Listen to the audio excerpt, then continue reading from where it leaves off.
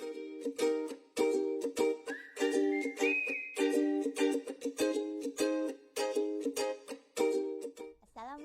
warahmatullahi wabarakatuh. Halo kawan pajak, selamat berjumpa kembali di acara Siniar Bijak, Bincang Pajak Jaga Karsa. Untuk kawan pajak dimanapun kalian berada, semoga diberikan kesehatan yang sempurna. Pada kesempatan kali ini, kami akan membahas mengenai konteks, khususnya pada cara mengkonvert dan mengimport bukti potong PPh pasal 21, 1721A1, masa pajak terakhir.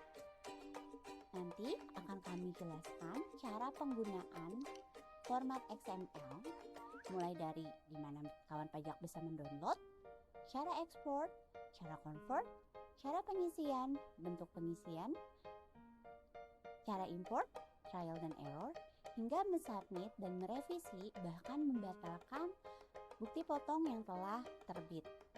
Nah, tanpa berlama-lama lagi, kita akan lanjut ke video selanjutnya. Selamat menyaksikan. Halo kawan pajak, pada video kali ini kita akan membahas tutorial terkait import XML, sekali lagi terkait bukti potong PP pasal 21A1. Nah, di sini seperti biasa, untuk template XML dan konverternya sudah tersedia di laman pajak.go.id/reformdjp/cortex. Nanti kita tulis di deskripsi ya, linknya. Nah, di sini sudah tersedia 31 konverter dan juga template XML. Agak lainnya di faktur nanti kita akan bahas di video tersendiri ya. Kali ini kita akan bahas tentang BPA1. Nah, sudah kita download filenya, kita buka dulu ke Excel. Nah, bentuknya seperti ini ya, enable editing. Jangan lupa untuk mengaktifkan tab developer, teman-teman. Tab developer ini teman-teman bisa masuk ke option, lalu di customize ribbon dan diklik developer, karena itu adalah salah satu cara untuk mengekspor Excel kita, table Excel kita menjadi format XML yang dapat dibaca di Cortex. Nah, ada dua cara ya untuk mengekspor Excel ke XML. Cara pertama adalah dengan mengklik tab developer terus diekspor. Nah, langsung dinamai saja namanya apa.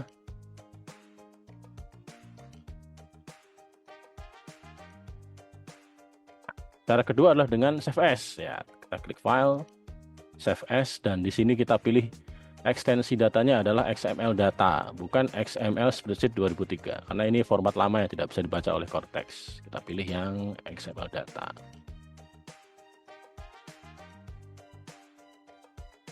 Continue. Nah, ini akan otomatis filenya akan terbaca sebagai XML. Nah, kita akan buka file yang baru lagi ya.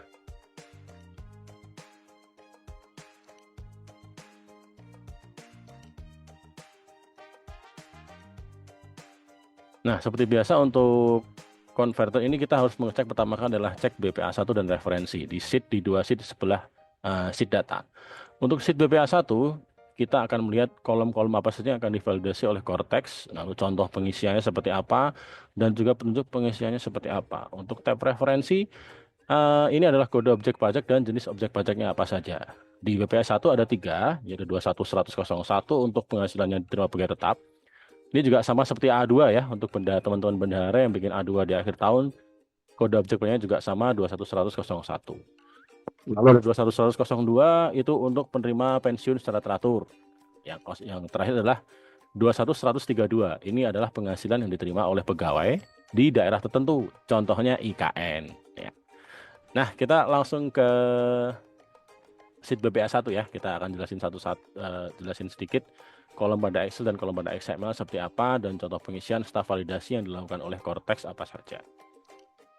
Nah, yang pertama ada NPWP pemotong. Nah, diisi dengan NPWP pemotong. Jangan lupa untuk NPWP pemotong disamakan dengan NPWP loginnya, login badannya. Walaupun teman-teman nanti pakai impersonate, login pakai PIC, terus impersonate sebagai badan, tetap diisi dengan NPWP badannya, bukan NPWP PIC-nya ya. Nah, NPWP pemotong harus sama dengan login. Lalu ada pemberi kerja selanjutnya, ini adalah untuk pegawai yang bekerja di 2 tempat dalam satu jangka waktu. Ini untuk memfasilitasi TER ketika teman-teman bekerja di 2 tempat, nanti TER-nya kan berbeda ya, di akhir tahun juga perhitungannya akan berbeda. Lalu masa pajak awal sudah jelas, masa pajak mulai bekerja, masa pajak akhir adalah masa pajak terakhir bekerja. Tidak harus Desember, kalau emang resign di bulan Juli, tetap jadinya bulan Juli masa pajak terakhirnya. Tahun pajak adalah tahun pajak bekerja. Lalu WNI WNA diisi dengan status kewarganegaraan pegawai. Di sini ada 2, ada residen dan foreign. Ya, residen dan foreign. Kita gedein sedikit biar kelihatan ya, foreign dan residen. Nah, nomor paspor ini diisi untuk teman-teman yang pegawai dengan status warga negara asing. Wajib diisi paspor ya, walaupun dia sudah punya NPWP karena dipotong PP pasal 21. Kalau SPLN kan dipotong PP pasal 26 ya, ini karena udah 21, tetap dia pasti punya NPWP dan diisi NPWP-nya. NPWP sudah harus valid kalau emang dia warga negara Indonesia menggunakan NIK. PTKP sudah jelas, lalu posisi diisi manual, mau staff, direktur, accounting, pegawai biasa, silahkan diisi sesuai dengan posisi di perusahaan. Lalu kode objek pajak sesuai dengan referensi di sheet referensi, ada 3 tadi ya. Lalu ada status bukti potong, di sini ada 3, ada full year, partial year, dan annualized. Ini ya, ada 3, full year, partial year, dan annualized. Full year sudah jelas, full year berarti dia bekerja selama full setahun, penuh setahun, bulan 1 sampai bulan 12. Mulai bekerja di Januari, terus selesai di bulan Desember.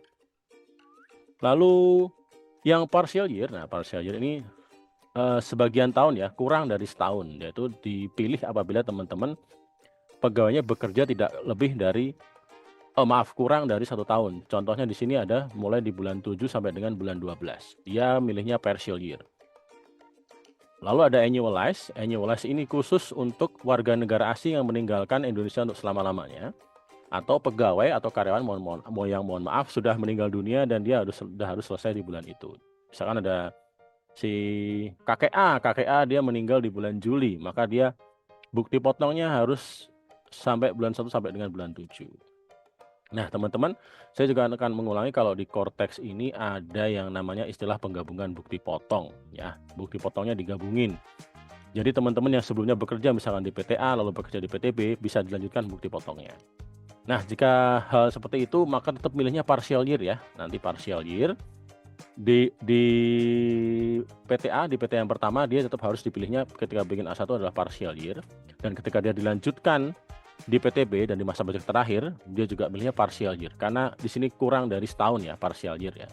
Dan juga kalau mau disambungin bukti potongnya, teman-teman bisa memilih di bagian akhir adalah nomor bukti potong sebelumnya yang nanti akan divalidasi oleh Cortex, bukti potong ini ada atau tidak. Kalau tidak ada dia tidak akan bisa dibuat, teman-teman. Oke, kita lanjut ke referensinya apa saja. Nah, jumlah bulan bekerja. Nah, jumlah bulan bekerja ini khusus untuk diisi ketika teman-teman memilih annualized atau disetahunkan.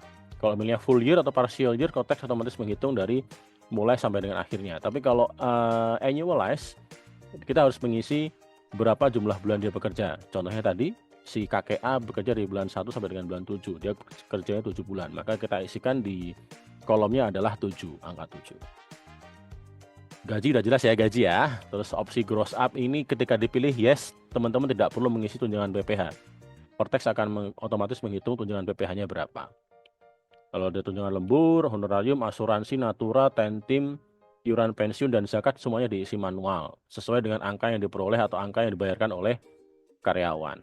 Kalau yang otomatis itu cuma biaya jabatan ya.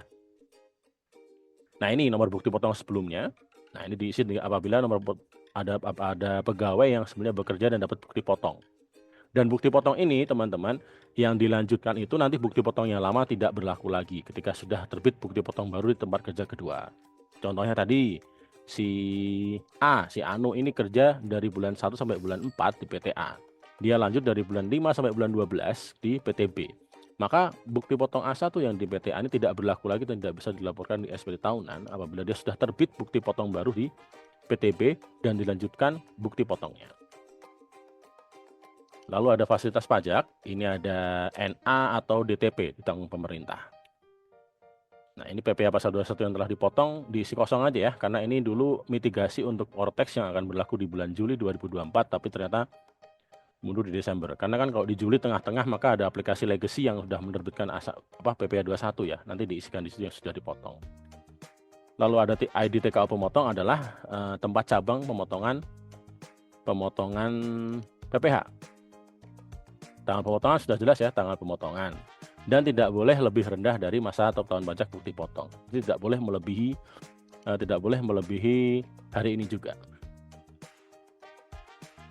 Nah, ini isinya juga bebas ya. Mau nanti teman-teman regionnya Indonesia, regionnya Inggris, regionnya Ethiopia pun tetap nanti sama Cortex, sama ketika dikonversi ke XML dia akan otomatis ke regionalnya Inggris.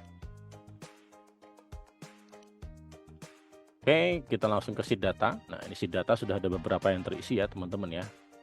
Nah, ini untuk yang residen atau warga negara Indonesia, penduduk Indonesia tidak perlu mengisi nomor paspor, dikosongin tidak apa-apa. Tetapi ketika dia foreign atau dia adalah warga negara asing, walaupun dia sudah ber-NPWP, kita tetap harus mengisikan nomor paspor. Jadi dia akan memvalidasi ketika foreign, oh dia akan mengisi ke sini. Nah, kita coba ke Cortex dulu ya. Kita akan coba key in apakah tombolnya sama dengan yang di Excel-nya. Ya, kita ke Cortex.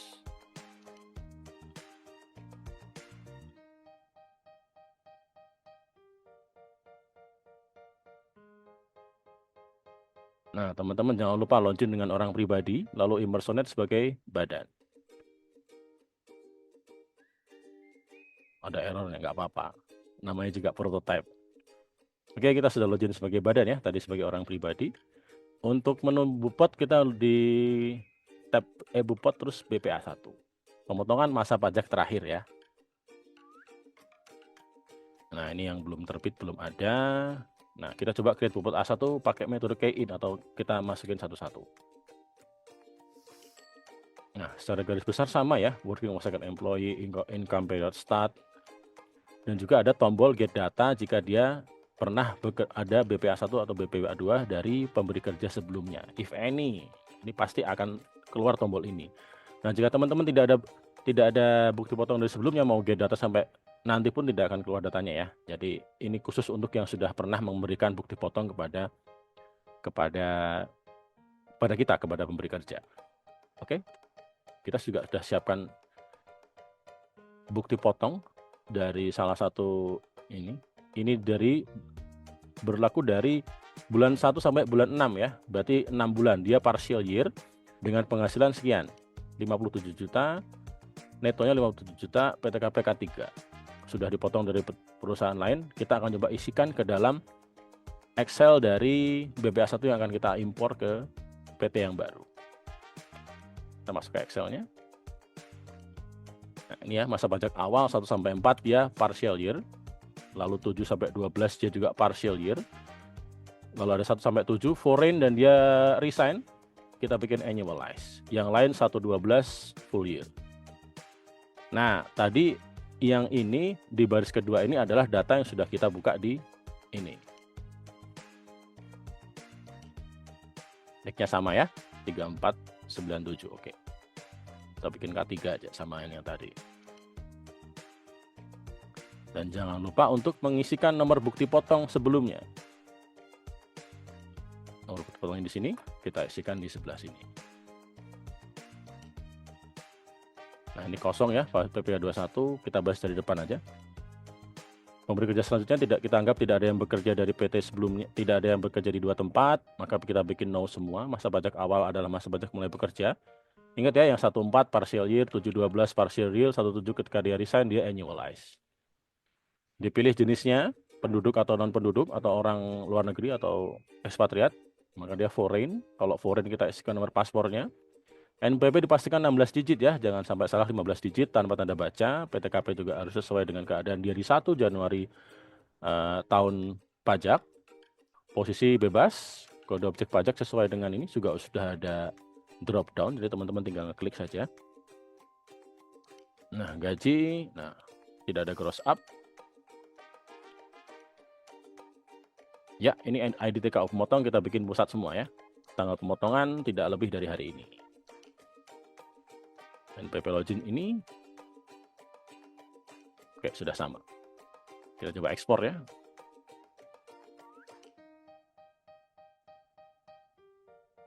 ekspor A1.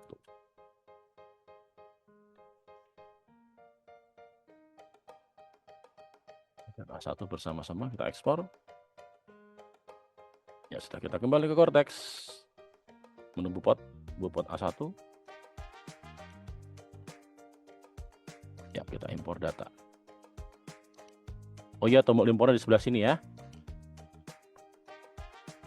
Nah, teman-teman kalau mau gedein juga bisa nih. Impor data, kita browse, kita ambil data yang tadi.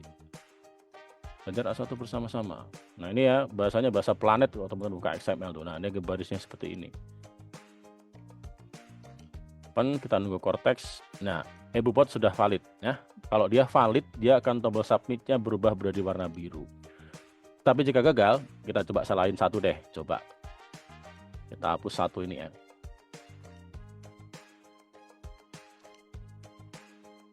Kita kosongin paspornya biar coba ya, belajar salah. Apakah dia gagal atau dia bisa? Coba lagi open.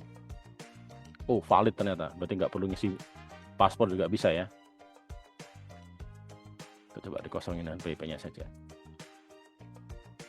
Jadi ternyata bisa ya, paspor dikosongin ya, tidak divalidasi oleh Cortex sejauh ini.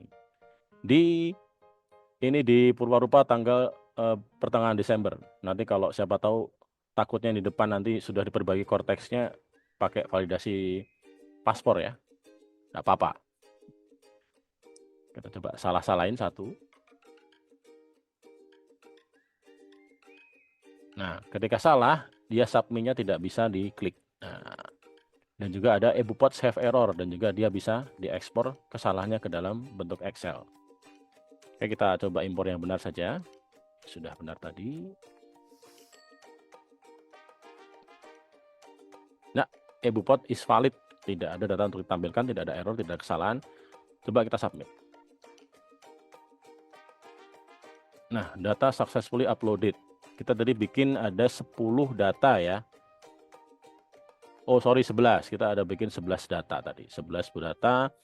Semuanya sudah berhasil diimpor. Nah, untuk signingnya, metodenya sama dengan eBupot unifikasi ya. Jadi ada dikirim, ada create PDF terlebih dahulu. Cortex kirim ke Signing Engine dulu. Signing Engine kembalikan ke Cortex. Cortex membagikan ke SPT masa 21 dan juga membagikan ke orang pribadi yang kita potong melalui akun wajib pajak mereka. Untuk signingnya, teman-teman tinggal untuk signing secara massal tinggal diklik sebelah sini. Ya, dicentang satu halaman. Kalau emang dia 11 lebih dari 10 bisa diganti 25 atau 10. Lalu kita klik terbitkan. Oh, salah, Pak. Nah, ini passphrase ya, passphrase yang sudah dibuat di menu kode otorisasi. Sudah, kita terbit konfirmasi tanda tangan.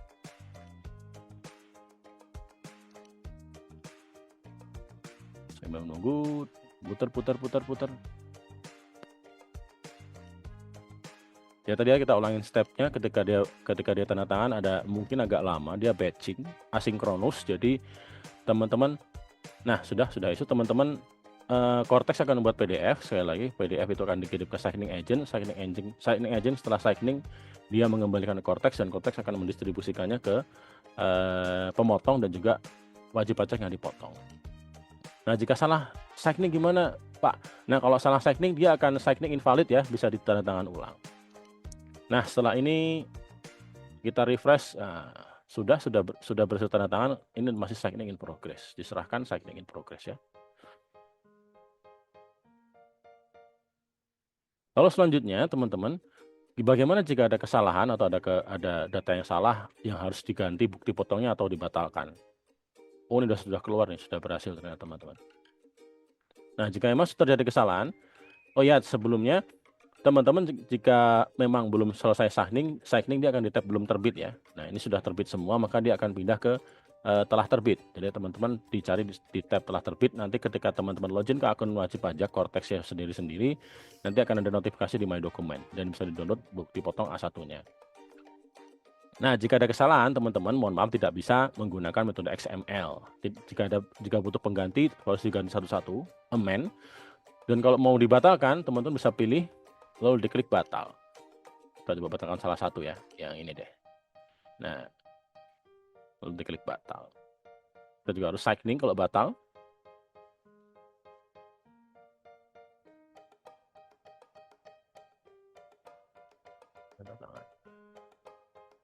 Nah, dia akan otomatis terbatalkan bukti potong. Ya, jadi begitu saja tutorial impor XML untuk BPA1. Nah, sampai berjumpa lagi di video selanjutnya terkait impor XML. Terima kasih.